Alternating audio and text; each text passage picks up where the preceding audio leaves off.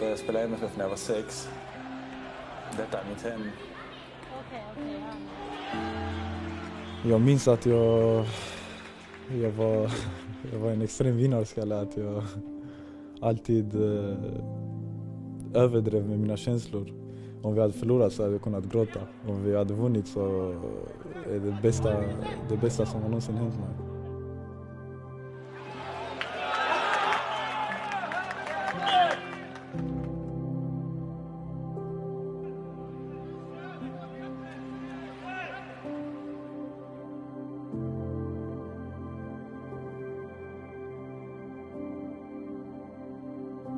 Det var en fantastisk möjlighet jag fick av Malmö där som jag utnyttjar väl.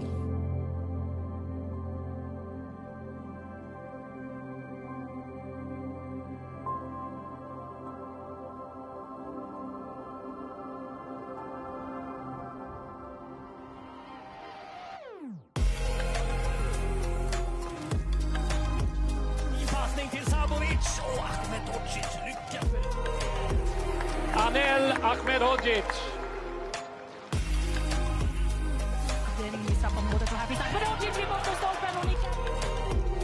Jag vet inte hur den kom fram, men det blev en Zidane-fint. Lite sån som Pontus Jansson gjorde många år sedan när han spelade här. Och mot... Ja, han löser det igen. Mot Molins, jättebra boll. Så läser Ahmedhodzic det där också. Målet är att